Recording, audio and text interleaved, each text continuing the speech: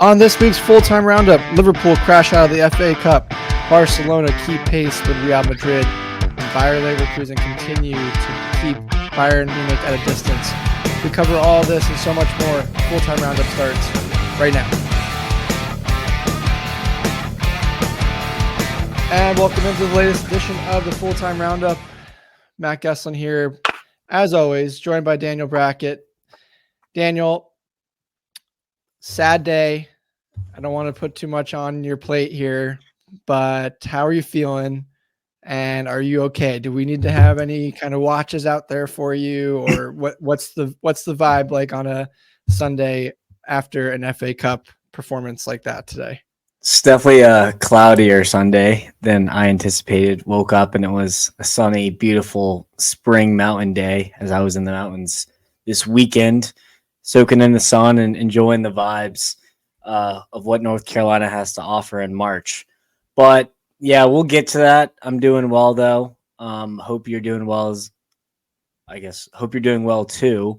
And I'm excited to kind of jump into the last little recap show we have until international break is upon us in 24 hours. Yeah, international break, as you mentioned, we will still be doing some stuff. There's potentially a fun episode that we have been planning for a while that we may drop on Thursday. So keep an eye out on all the channels where you can find us. That's Full-Time Roundup on X, Life of Gesslin, my handle on X, or Liverpool CLTFC, which is Daniel's on X. We'll make those announcements as the week continues. Of course, you can also follow us on Twitter, YouTube, and all the other platforms you get your podcasts. Leave us a 5-star rating.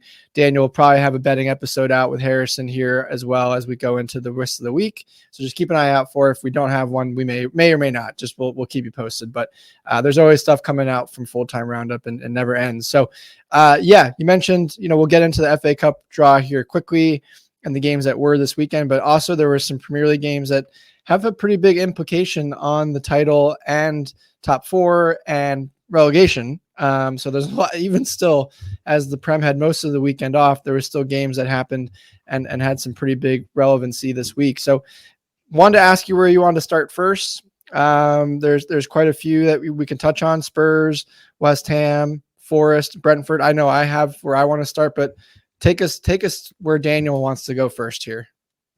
I think I would like to talk about this Luton Nottingham Forest kind of draw here. It was an interesting match when it comes to, I thought Forest completely outplayed Luton the entire time. And I think there was like at least 2, if not 3 goal line clearances. And I was actually watching with a non-soccer fan, and it got to the 80th minute. And I looked at him and I said, this team Luton, they're going to go and they're going to bag a tire here within the next 10 minutes. I promise you. And he's like, I don't know, man. They haven't been doing too hot. And I was like, no, this is what they do every single time. They don't even try to the 80th minute, and then they go get something. And they did. And so, Forrest also had about 1 million corners and couldn't even get it past the first post. It felt like every single time. So they are going to be ruining their chances to kind of put them distance between, themselves and Luton. But there's other teams around them that aren't doing so hot either. And I can't wait to talk about those teams as well. Yeah, this is actually the game that I wanted to cover as well. It sounds like, and nothing has been confirmed yet that I've seen, that we are going to get a points deduction announcement, whether there's points deducted or just kind of what the end result of the investigation was around Forest tomorrow. So this, as you mentioned, it sounds like we've been hearing rumblings that tomorrow is the announcement. Whether or not that actually happens, TBD. But everyone on NBC Sports and various coverages throughout the weekend was saying Monday was the day. With that being said, I think you mentioned it, and Forest had a couple chances to go up 2-0. Liverpool, they're on my mind already. Luton, came out of the gates pretty slow. I was surprised, to be honest. But at the same time, I wasn't. After the way they performed against Bournemouth, we talked about how that was such a difficult loss, and you kind of wondered if they had enough juice to get themselves back up off the floor and start all over again. And they didn't play too badly, but they definitely were sluggish, and you could see that in the first half. And Forest came out and they got a Chris Wood goal late in the half, and you thought that was kind of it. And there was another opportunity for, I forgot who it was exactly. Origi, had yeah, one and cleared off the line, I'm pretty right sure. off the line. And so 2-0, you thought, okay, that's the end of this. And Forest was going to be about 6 points clear of Luton on the table up to 15th with that, that early winning place, I guess, if you want to call it that. And then Luton find a way. Kenilworth Road is a huge advantage. And you saw that, with the late equalizer from Barry in the 100 or in the 90th minute, essentially. And it's a big point. Now, if you're Forest, you're really concerned of what could come down. And we saw Everton lose 6 points. If Forest were to lose those same 6 points, I don't know if the circumstances are exactly the same, apples to apples, but even if you lose 5 points, you're right in the thick of it. You're tied on points with Luton at that point. If you lose 6 points, you're actually behind Luton. So that was a huge point that they lost, or 2 points that they gave up there. And now you're really, if you're Nuno Santo, you're kind of worried at this point, and you had your chances. That's the most difficult part to understand, is that this was a game where you were going head to head with your opponent that if you won this game, you're basically clear of them regardless of what happens. And you felt like the morale in that team would have been so low that it almost felt like it was a double whammy, if you will. And to give them back a chance, it felt like a lost opportunity for me. Definitely. Absolutely. And I wasn't aware of when the points deduction news would come out. I figured it would be during international break, as obviously the Premier League wants people talking about the Premier League when the Premier League isn't happening.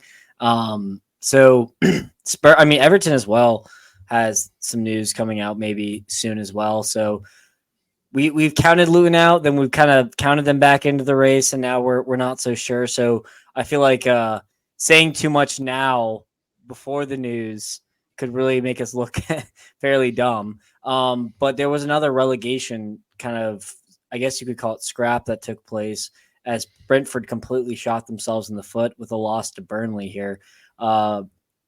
Reguilon gets a straight red card within 10 minutes of the match. And what seemed to be like a great opportunity for Brentford to put, 7-8 points between them and Luton became an absolute scrap to the death. And credit to them, Burnley go up 2 goals and they fight back with a really big goal in the second half and almost get a second that was called off due to, I think it was either a handball or a foul in the box. It was one of those types where there's like 8 people all wrestling for the ball. So they were honestly pretty unlucky not to get a point here, but I don't know if it's time to start being concerned about Brentford and their form this season, as we've talked about Thomas Frank a lot. But I wanted to hear your thoughts on this match. And, Burnley playing basically the entire match with a man up didn't really impress me at all. Yeah, 2 wins in 15 now for Brentford. Things are getting really dicey, and they've been having almost essentially a free fall of late, if you will. We've touched on where Thomas Frank should be, what he's been doing, what he has available to him. I think it's obviously a little bit difficult for him to understand that he had his best player gone for half a season in Ivan Toney, which doesn't help things, but you still expected them to be in a better place. Now let's take it for what it is. There's still 4 points clear of Luton. And if there is points deductions from Forest, and we've talked about Everton's struggles. So I am definitely concerned about Brentford, no doubt about it. But I don't think I'm as concerned as, say, a Forest or an Everton, just given where I've talked about Everton and my feelings towards them of late. But yeah, if you're Thomas Frank, this is not. You're also losing, we touched on whether he can get a big name club. And that's also becoming a little bit out of realm of possibility, the way that they've played of late as well. Yeah, you make some good points. I think I'm more concerned about the long term with Brentford, maybe less than the short term of this season. I think Thomas Frank will leave. He'll find a job somewhere else. Tony will be gone. And they're going to have to hire a manager and then have a couple big signings and to keep them in the Premier League. So, we are looking rather short term here. I'm more concerned about the long term, as you said, because I think they do have enough life in them and they're not as bad as Forest, Everton, or Luton here. But there was, and looking to the short term, there was another game that was just an odd one with, Fulham absolutely smacking Spurs around, 3-0 victory. This was the one that I really couldn't believe what I was watching here. And Spurs just could not put the ball in the back of the net. And I think they broke like a huge streak of games without a goal in the Premier League since Harry Kane was at the club. And that whole game, I don't even know what you draw from that, but it was just surprising. I knew West London was going to have an impact on Spurs' top 4 chances. I didn't think it would be Fulham. That was the team in West London that would have made the impact it did, but Spurs came out flat. And they almost expected that they were just going to roll over Fulham, and you can't do that in the Premier League. Every team can beat you no matter where you are in the table. We've seen that this year time and time. We've seen it historically, not just this year. We've seen it, there's always a surprise. And if you don't come to play in this league, you're going to get embarrassed. And that's essentially what happened here. And Fulham, credit to them, they get one early before, in the first half, and they were the better team in the first half. Spurs came out slow out of the gate, and Fulham, took it to them, and you thought, okay, maybe Ange can get them back up and going in the second half after a little halftime pep talk and putting the bread in the pudding right in front of them, saying, hey, look, that wasn't good enough. And they come out of the gate, and 5 minutes into the second half, Fulham get the second. And it was same old from the first half. So definitely a performance that you look at. If I'm Ange Postecoglou, I'm absolutely furious with this team. I mean, that was a performance that, again, all you had to do was show up and give yourself a little bit of heart. And Ange's system and style of play is not too difficult. It's very forward. It's just, give it your all and play aggressive. And this team was not aggressive. And of course, Mickey Van de Ven doesn't play, and you look at a new player coming in like Dagusan, and could that ultimately have some impact long term with that center back pairing of Romero and Dagusan in the back? And Adogi looked a little bit tired here today or yesterday. And again, it wasn't a good performance, and ultimately it cost them an opportunity given what happened in the other game, which they didn't know about. Of course, as West Ham and Villa play today, but a real opportunity squandered to jump into 4th place here. And now it makes it really difficult. Without a doubt. And I wanted to give credit to Rodrigo Muniz, the Fulham striker. I was actually looking at his stats here. He did not score a single goal in the Premier League in 2023, but has scored 7 in 2024 since he kind of got the starting role from Raul Jimenez. And he is on fire. He scored a brace in this match. And, I kind of touched on it before, but Armando Broja came in January from Chelsea to take that spot, and he has completely lit it up since then. So nothing like a nice new signing to get you fired up and ready to start banging in goals. And boy, has he been doing that. But you mentioned Aston Villa and West Ham. Villa are really lucky they got a point here to separate themselves from Spurs, because I think Moyes' men completely outplayed them the entire game. 2 goals chalked off to VAR. I think one was a handball, which was, I think, a little bit of a debate, and then one was a foul at the last second. Thomas Suchek had a nice goal. So, obviously I'm pretty frustrated if I'm a West Ham supporter here, especially coming off that huge win they had in the Europa League against Freiburg 5-0. But when it comes to Villa, I'm sure they're celebrating the locker room, seeing the result that Spurs put up, and then they actually were able to rescue a point here. Yeah, it's still not a great point though. In the end, like you said, they didn't play well either. If you're West Ham, you're ecstatic that you get to continually get closer to Manchester United, but you were a little bit cheated, if you will, on the especially the second one at the depth. As you mentioned, they could have closed that gap, especially with United not playing this week and been 1 point behind them for 6, which is whether or not they get that spot even in Europa, the way they're performing there, and can they win that, or get, I believe a semifinalist gets an automatic bid into the tournament next year. So there's still routes, but you would still love to do it in the league if you can. And so you had an opportunity to close that gap. And now this battle here, you mentioned Villa extending that lead over Spurs to 3 points with a game, extra game played. So Spurs have a chance to grab that fourth spot. But that's the beauty of this league. And, those two teams, it was a sneaky little game, right? No one was really talking about it, especially today on a big Sunday of FA Cup quarterfinals with some big teams playing. But this matchup could have huge implications for Champions League spots and European spots across the board. Again, it was a fourth versus seventh type of battle, and a really, really good hard fought draw that either team probably wanted more out of. But you take the draw, especially in a league like this. Without a doubt. Now, you mentioned FA Cup. There was 4 games that took place this weekend, and we'll go ahead and get the least exciting out of the way here with Manchester City beating Newcastle in a like, as you love to say, a ho-hum performance, 2-0. Could have probably been more. The 2 goals were lucky. I'll give Newcastle that. I was fairly unlucky with a deflection for Bernardo Silva, and then it was another weird goal that kind of went down. So nothing really to kind of take from this match other than Newcastle are kind of out of all competitions at this rate. So a little bit of a disappointing season, but they still got fairly far in the FA Cup, and they learned a lot from the Champions League. So I'm not, pushing the eject button for Eddie Howe just yet.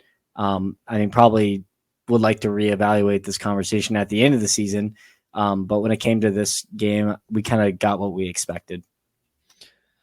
Yeah, from a City's perspective, you kind of expect them to move on, and they did. If you're Newcastle, you really thought there could have been an opportunity here, especially the way City played against Liverpool and gets the draw. They have a big Champions League draw that comes out. Maybe they're focused a little bit more on that, especially going into not only that, but they also have a big matchup coming out of the international break against Arsenal right out of the gate. That's the game of the weekend on Sunday when we come back. So you kind of expected maybe Newcastle could sneak one in here, kind of surprise City. But again, like you mentioned, Newcastle out of another competition. And I don't know, Daniel, you mentioned Eddie Howe is probably okay. I'm getting a little concerned if I'm him. They're just, their form is not good. And they lost to Chelsea in the league in a crazy game midweek. Now they lose this game. They haven't been doing great other than that. They lost prior to that. They lost 4-1 to Arsenal.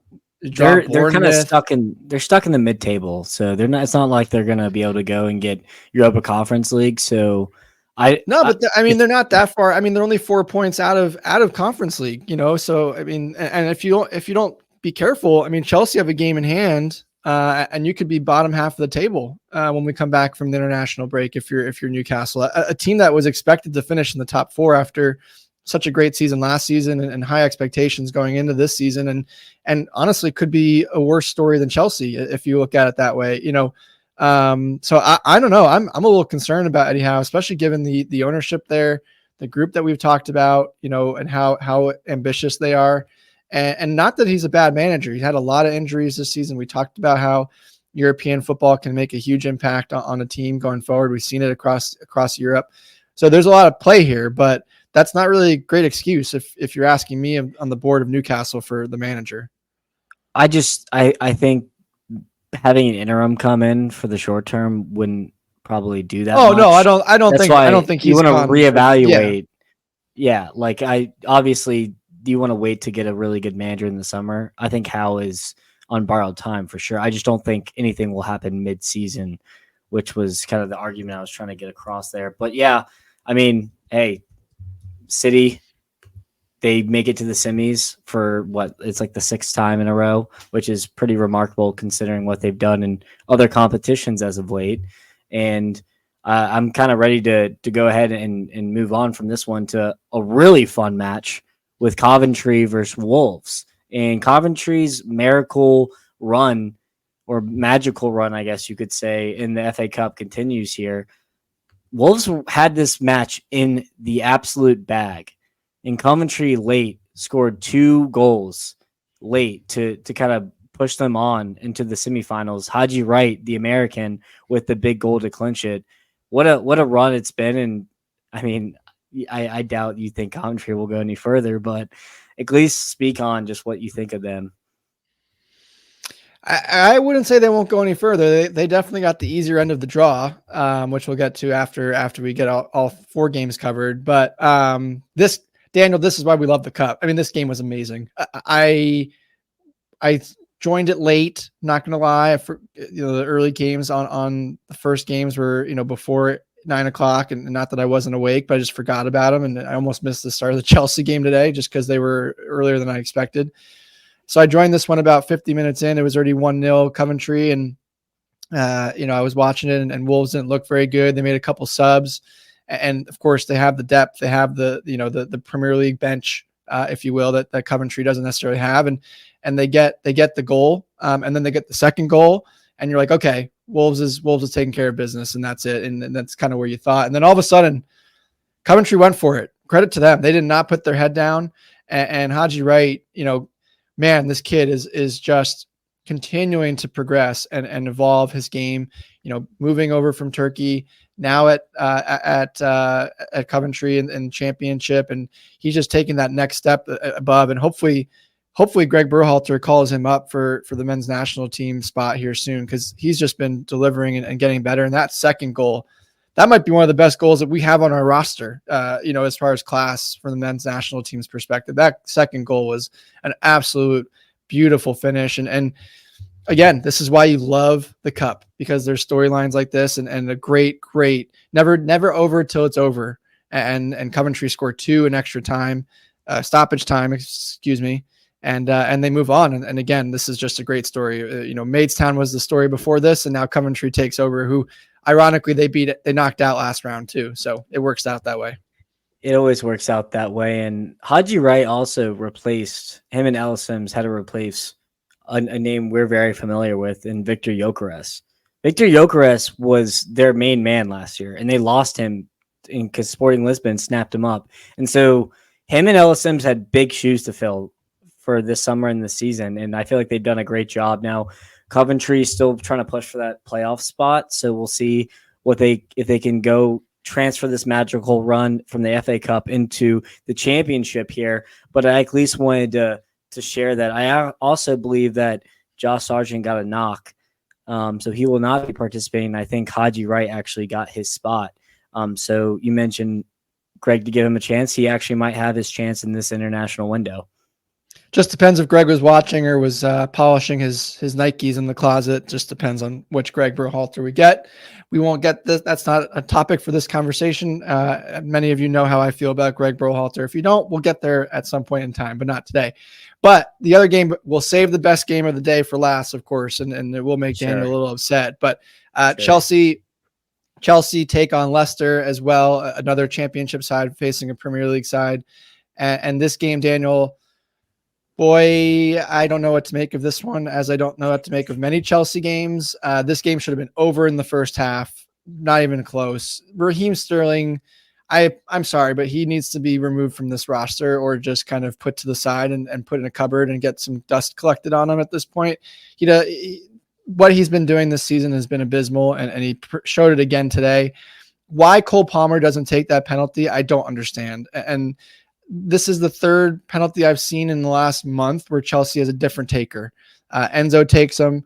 Cole Palmer takes them. Today was Raheem Sterling, and just an absolute horrid penalty. Then he misses a breakaway. Then he has maybe one of the worst free kicks I've ever seen in the second half.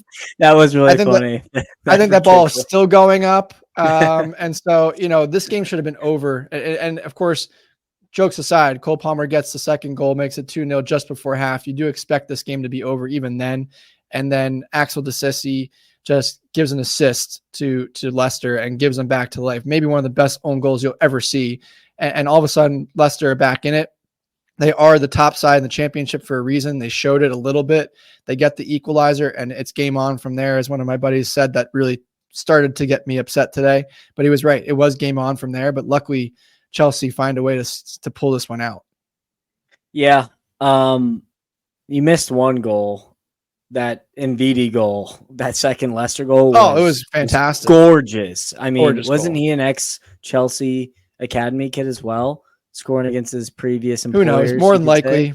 More than More than likely. likely. But yeah, no, I mean, you guys got it done. The subs saved Pochettino's butt here in stoppage time with 2 goals. And I did want to quickly ask you a question. You mentioned penalty takers. Is Cole Palmer the face of Chelsea, and is he the new guy? Because I In my think opinion, absolutely. I mean, starting there's to no think question so. about it. Best signing of the summer was 40 million as opposed to 100 and something plus million for the other guys. We touched on it last episode, only Jude Bellingham, and apologies if Jude had any contributions today, but more only Jude Bellingham are equal on contributions in Europe domestically than as Jude Bellingham. So yeah, I mean, this kid is the real deal. He has an attitude about him. He has a way about him. You see it in the way he plays on the pitch, the way he carries himself. He's still a young kid, and to come in and take the reins. And unfortunately, he's not an out and out striker, so we can't play him up top. But he does such a great job coming off the wing that you want to build around him. And I think there's some pieces here. You're starting to see Nico Jackson play a little bit better. I don't think he's a world-class striker that Poch dons him to be, but he's got some talent. You saw Mudryk play a little bit better in the central midfield there, coming in and showing that speed almost at the 10 role. And then behind him, with Enzo suspended, you had Gallagher and Caicedo. Caicedo didn't really play that great again, but Gallagher, of course, is just a consistent cog in the middle there. So there's pieces to this team, but Cole Palmer is going to be the guy that makes Chelsea move, and he was all for it when Poch talked to him and said, "Hey, this is the project. Do you want to come be part of this squad? Do you want to essentially be the face of this team?" He raised his hand and said, "Yes, sign me up, coach." And boy, has he delivered. And as a Chelsea fan, I think all of us are just very, very grateful he wanted to come over, because it might have been even worse this year if we didn't have a player like him on our side. Only 21 years old as well. What a talent England have on their hands here. Another one just added to the list here. But I guess we can go ahead and get into the game of the weekend. You could say it was an FA Cup instant classic with a 4-3 game in extra time. I've argued many of times that extra time is a waste of space and it's stupid, but this is one of the very few times where it actually did deliver. And these teams, Liverpool and Manchester United, had no interest in going to penalties, not a single interest at all. And you saw that with not 1, not 2, but 3 goals in extra time, which is, I feel like that has to break some stat. It probably doesn't, but it feels like it should. And yeah, I mean, Liverpool looked human for one of the first times this season. Now, United did score early and had me worried, and then Liverpool got a goal called offsides with Endo, which was a close one, and you could see kind of the heads go up, and they knew that there was blood in the water here, and then they respond with 2 immediate goals. After that, we're sitting pretty at halftime. We come out for the second half, and I would say the second half was fairly flat, but I feel like it was a pretty highly well contested match in the second half, and then of course Antony, the $90 million man who hasn't had a goal contribution, it feels like, all season, decides to do a 180 turn into the back of the net in the 87th minute and completely threw Liverpool off their game. I mean, arguably Rashford should have had the game winner in stoppage time of the 90. And then, Harvey Elliott in the extra time seems like he's putting Liverpool, stamping their ticket into the semifinals, and Rashford and co. Amad Diallo said, nope, not today. And Liverpool have yet to win at Old Trafford in the FA Cup for a very, very long time. And this match was fairly surprising. I've been kind of talking for a while now, but I didn't expect it. And it feels like almost like a cup final loss, to be honest. You mentioned the curse of United for Liverpool. It feels like going to Old Trafford is just a disaster waiting to happen, and it continues. And you wonder when. Jurgen Klopp is now only 3 wins and 10 attempts at Old Trafford in his managerial career with Liverpool. So a place that he does not like going. You mentioned, just the way that this game played out. I thought if you're Manchester United, that was the best half of football you've seen under Eric Ten Hag. The way that I'd have they to were, agree. the way they pressed you guys, the way that they came out of their shell, everyone expected them to just sit back and kind of get dismantled by Liverpool. And they flipped the script and they get that early goal. The right-hand side for Liverpool just was a really concerning appearance for me. If you ask me kind of what really stood out to me, Robertson was not, or Trent was not obviously in, but the right-hand side was a problem. And Manchester United kept taking it on and on. And then you bring in, Bradley, who's been playing very well. And for the first time, he looked out of place a little bit for the youngster that he is. And obviously that's what Old Trafford can do for you. And that place got a little bit, back to the old ways. And that just puts that added stress on the youngster. And so a classic, like you said, Rashford probably should have ended this game and it wouldn't have been even as good of a game as it turned out to be. But boy, fans at Old Trafford were treated to an absolute classic, and neutrals were treated the same. And now you just wonder, kind of, Daniel, what's the expectation now going forward for this Liverpool side? Of course, the quad is gone. They have a tough challenge ahead of them in the Prem. Of course, we both think that they're going to go pretty far in Europa. You have a pretty hot take that they're just by far the best team, no matter what, in Europe in that tournament. So, I mean, are we looking at maybe one or none essentially for Liverpool, or are we getting am I getting too crazy with that take that this is like a red alert, building on fire type of moment for Liverpool in the rest of the season? Yeah, you definitely need to mix in some water here. I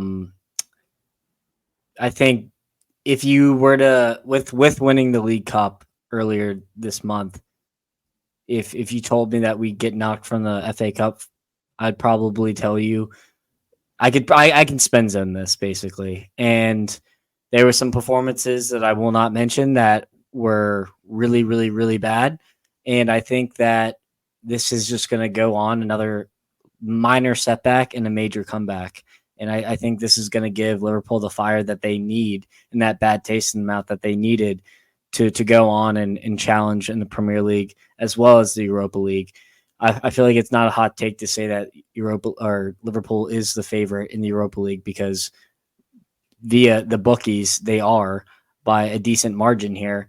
And that's the treble not the take, though. That's not the take. I don't disagree with you that they're the favorite. It was the by far, hands down, the best team in the tournament take. That was just like, there are other teams there. There's some pretty good teams. I said Bayer Leverkusen's the only one that's close to them, and I think that would be a really interesting fixture to have. It would be. I think Liverpool on their day most people would agree, would probably beat Bayer Leverkusen. Maybe that statement is not that. And maybe I'm completely wrong in here. We might get to actually see that and get that answer for us in the near future here. But yeah, no, I think this is going to leave them with a really bad taste in their mouth over international break. They'll stew on it for around a week and a half, and then they're going to come in back to Liverpool camp, like energized and ready to roll. And so, I mean, if there was any other manager other than Jurgen Klopp, maybe you could hit the panic mode button, but it's Jurgen, and he's the best manager when it comes to motivating his players and getting them to move on from big games like this. So I'm glad it wasn't in the league at least. And on the other note, I'm happy for Manchester United because they've had a really tough season. And I thought this was the best I've seen Marcus Rashford in at least a year, maybe not 2 years, because he was basically unplayable today. He really was. Yeah, you still want to see him finish that sitter at the end of the game. Of course, he gets the 3-3 equalizer, a big goal there. But again, chance to win it. But he does bounce back, and so it'll be interesting. Now, we talked about it a little bit before. The draw has been made, so the semifinals are announced. We have Chelsea will play Manchester City. Oh no. Can't wait for that. And then we have Coventry versus Manchester United, which you mentioned if the story is going to run out, Daniel. And I don't know, man. I could see Coventry getting a surprise and get to the final, and but this has obviously been set up, and I don't think there's any conspiracy with it, but it's been set up, or at least it looks like we're going to get a Manchester Derby for a final, and it'll be an interesting, exciting FA Cup. Although bout number 3 of this one this year, I don't know. It's been pretty one sided. Can Manchester United maybe surprise here for round 3? I'd say I'd feel good about Chelsea actually, because you guys have kind of owned Pep and City this entire year, but it's almost virtually impossible to beat a team 3 times in a row or get a result 3 times in a row. And that's even more asking you to do that against Manchester City. So that's a little wrinkle within your tie. Now with the Coventry United tie, I think Ten Hag needs silverware or needs to get to a final very badly if he wants to keep his job. So he's going to be extra motivated in the FA Cup this year. So I think they will brush Coventry aside, unfortunately, and we'll have a Manchester derby in the FA Cup finals come, I think it's early May. Now, there were other results in games that happened this week, and so let's go ahead and get right into it, starting with the Bundesliga. Bayer Leverkusen were able to top Freiburg here with a thrilling 3-2 game. Bayer Leverkusen scored almost immediately with a beautiful Florian Wirtz goal, but then Freiburg actually had a pretty good response after that awful result on Thursday and showed some fight here. But Bayer Leverkusen were the best team by a country mile in this one, and that's probably not a surprise here. And you've heard it before, but Florian Wirtz, you have Grimaldo with more stats, so Frimpong on the other side, just continuing to be a nightmare for defenders. And this Bayer Leverkusen team will go out and win this Bundesliga. And we don't know by how many points, but it's looking like they're definitely going to do it. Yeah, I still think there's a lot left. I don't say definitely. It definitely looks that way. And also another clear point today that really impressed me was that Bayern Munich had put the pressure down yesterday. Of course, didn't look great against Darmstadt, but they win that game 5-2, and they get within single digits, down to 7 points, or up or down, however you want to look at it. The lead was down to 7 points, and so it was very easy for Bayer Leverkusen to just come out today and maybe just get a point, right, against a very good, Freiburg who played in Europa League and gave, West Ham a bit of a challenge, although second leg was pretty one-sided, but nevertheless, a Europa League and European competition type team. And they very easily could have gotten the point and kept it to a single digit lead, but they extended back out to 10. And as long as they continue to kind of go first or win when they need to win, Daniel, of course, that puts added pressure on Bayern Munich. Bayern Munich has to be perfect from here on out, and they obviously can do it. But when Bayer Leverkusen comes back out the next day and says, "Hey, not so fast," and extends that lead back out to double digits, it feels like the writing's on the wall. But there's still time there's still time to go. There's still 12 games left in the season, so anything can happen. But it does feel like it's pretty much wrapped up at this point. It is really annoying that Bayern didn't even play well and still beat Darmstadt 5-2. They did concede first, which made the match a little bit interesting. But then we have on the other side, Stuttgart continuing to win. Dortmund turned out a big result, and then Leipzig as well. All won today to keep pace with each other as they're fighting for the top 5. Now, I had a question posed to you is, how long has it been since so many young ballers have completely taken the Bundesliga by storm? We're talking Florian Wirtz, Jamal Musiala, Xavi Simons, and then obviously Stuttgart don't really have any young wonder kids. But those 3 players mixed in with a Sancho, a Bellingham, a Haaland for Dortmund last year. I mean, these players are the cream of the crop in the entire Bundesliga, not just being the best young players, but the best players, period.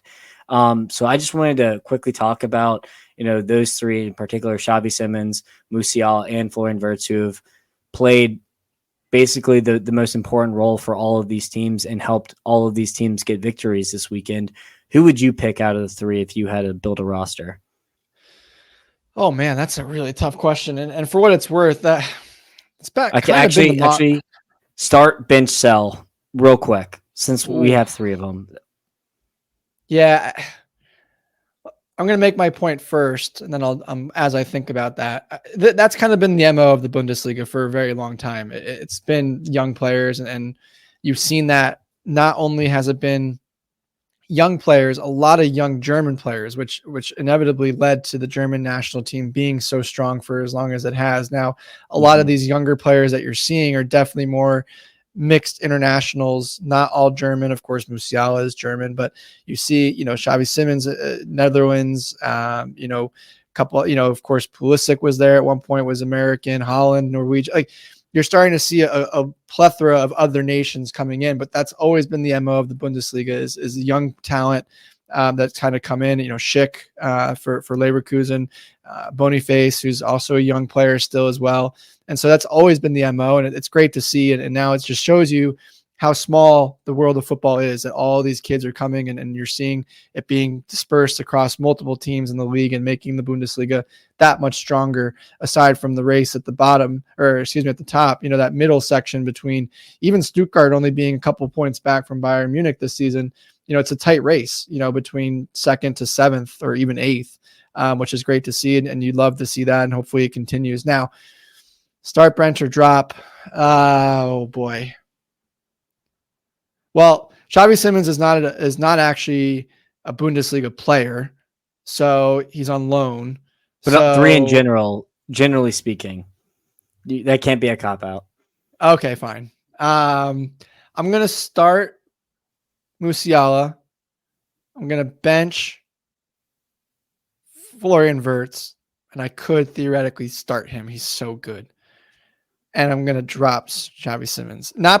Not for any reason other than the other two are just so good. I mean, if you watch Jamal Musiala play, I think people forget he's only 21 years old. The kid won the league last year on the last kick of the game, and is arguably, if you watch him play, a combination of Wirtz and Xavi Simons.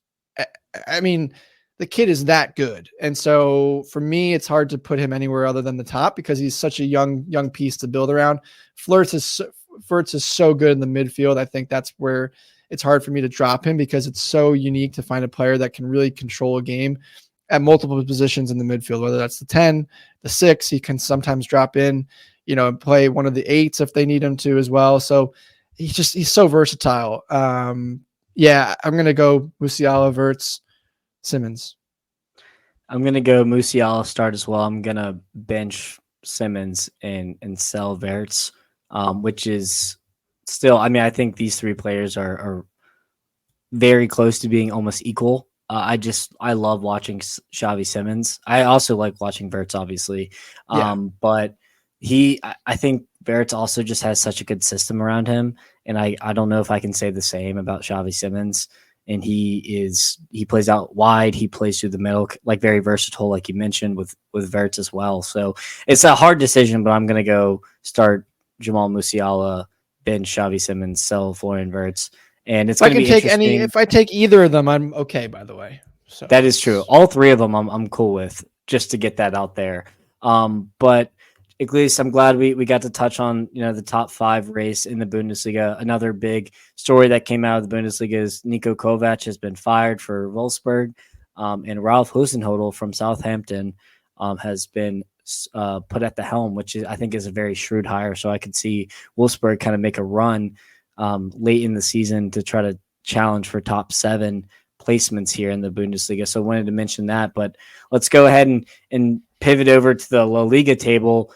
Real Madrid beat the crap out of Osasuna.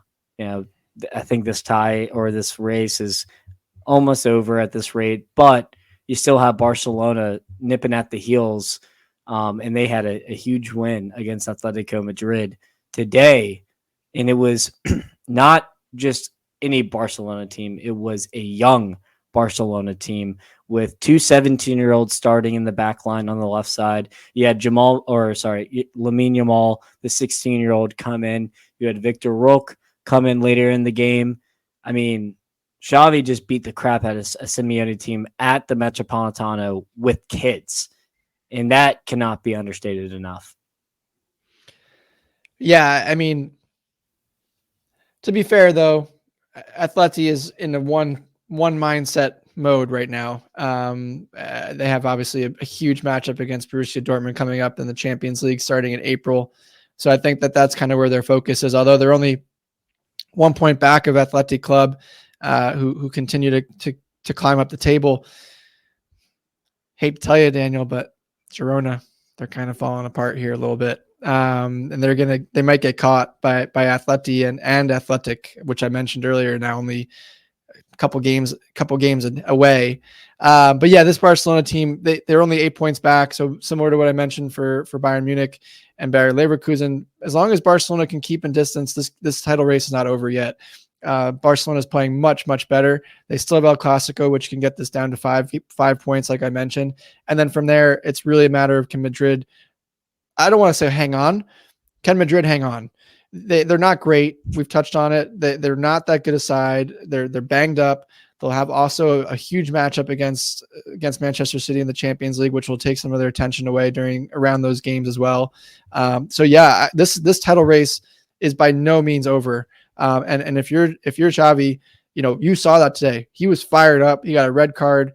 He wants his team to be fired up and kind of say, hey, this thing is far from over yet. And you know what? I agree with them. They're still in this. And as long as they continue to keep getting wins and looking good and getting the youngsters in and playing like this against arguably one of the other better sides in Spain, why not think that they have a chance? Now, they're probably not going to win it, but he can't project that in the locker room and to the media and to all of us. So check the box done. And that's a big, big win against Atletico Madrid, by the way. Yeah, I was really disappointed with Atletico here. After such a big win on Wednesday, you'd think they could take some of those good vibes and that good performance and kind of translate it with a really big game here to kind of leapfrog Athletic Bilbao, who leapfrogged them earlier in the weekend, and they just did not show up at all, other than the first 15 minutes. So, a couple questions here as we kind of talked it out. Do you back Bilbao more than Atletico to kind of get that fourth spot? And I have a follow-up question after that. I still think Atleti has a way. It's just you don't know, like we said with Dortmund, which is why this matchup in the Champions League is going to be such a unique one. You don't know what team is showing up. On paper, they're definitely better than Bilbao. They have the talent. They have the manager. They have the style they want to play. And on any given Sunday, as they say, they can beat anybody. So I still give it to me. I'll take Atleti. If you're giving me Atleti, I'll take them. But I'm not confident in that. Now, with that being said, there's 6 points from Girona from Bilbao, and there's 7 points from Atletico. That's a long mountain to climb to get there. And Girona are still a good side. They didn't lose to a bad side today in Getafe. Getafe is a mid-table club who's been on the up and up, I'd say, this season. So I'm not gonna act like this result was a really bad one. But do you think 7 points is too high to climb here for an Atletico who are still in the Champions League and continue to struggle? I don't, because I think Girona are really going to struggle the rest of the way. I mean, they have Betis next, not an easy matchup. Right that next tier down in the league. Then they play Atleti. So there you go. That's fun. 2 games in a row. There's your gap right there almost. That's true.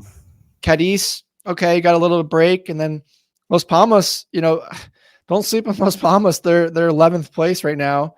And again, if we're talking about where Girona really probably fit in this table, they're probably realistically a 7th to 11th team. That's not to discredit anything that they've done to date. Of course, the story was great. The run was fantastic. So that game against Las Palmas is going to really be a type of game that, could define the season. And then right after that is Barcelona. So of those next 5 games I'm looking at, I only see 5 points there. So yeah, I don't see why Atleti at 7 points behind and Athletic Club both don't get in. I mean, I said it to you a couple of weeks ago. I think Girona finished 6th, and kind of really have a crater here. So that's where I think they fall. That's a very interesting point. I could definitely see fifth. I don't know about sixth, but I can see it, and I see what you're talking about with that absolute gauntlet of a fixture schedule coming up after the international break. Now, in Serie A, we have a bit of a race, not in the title race as Inter tie Napoli today, but they're well on their way to with I think it's a 14. I think they already wrote the name on the trophy for this year, Yeah, right? Is that okay? it's being etched in as we speak, probably. But another Milan team has snuck into the second place here as Juve have kind of completely fallen off the wagon here. But want to talk about AC Milan first. They have just get another scrappy win here. That's kind of been their MO all season. You know, they've fluctuated throughout the table, and now they find themselves almost cemented in second. And Pulisic with another goal. That's 20 goals and assists this season, which is he's just been on a tear this month. And I don't know, the subs and the signings that Milan bought in the summer are starting to come to life here. Okafor started today and played really well. He's looking like he's going to succeed Giroud, who will probably leave in the summer. So I just wanted to at least give the Milan teams their flowers as being the cream of the crop of Serie A. Yeah, we kind of knew that was the case, of course, both in the semifinals last year of the Champions League and AC Milan having a little bit of a slower start. Of course, Inter were just the class of the league this year. A big, disappointment for them losing to Atleti the way they did. And now you almost wonder how big this win is going to be now that they only focus on Serie A. Although it could also go the other way, that they're just so disappointed that they kind of just draw their way out the rest of the way. And it kind of gets a little tighter maybe, but it's over. It's 14 points clear. You know, that would be catastrophic if they were to somehow stumble. But Juventus are very surprising team. You know, one win in the last four.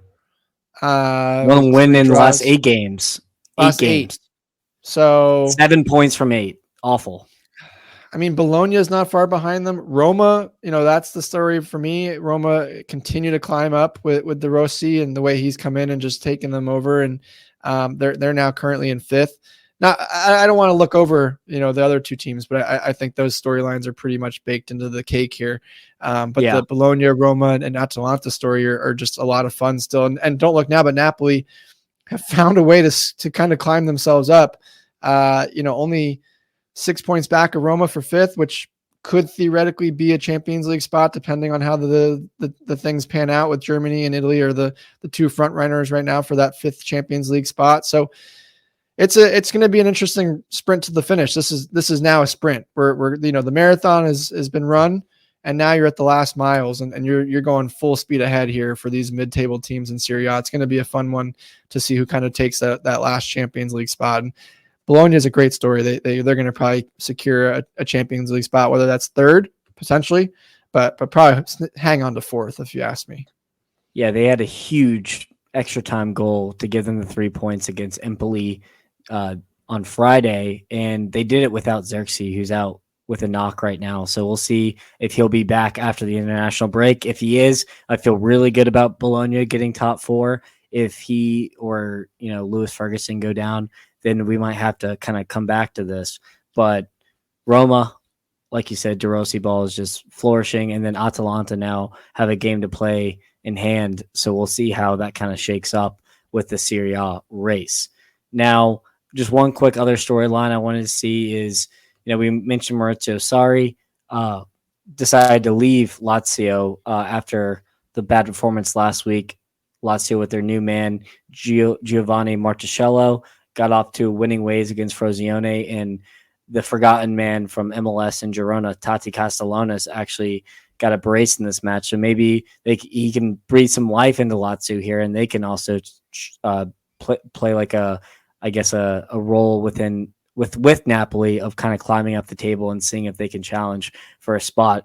A little bit less unlikely, but I at least wanted to mention that as a interesting development in the Serie A tail of the season.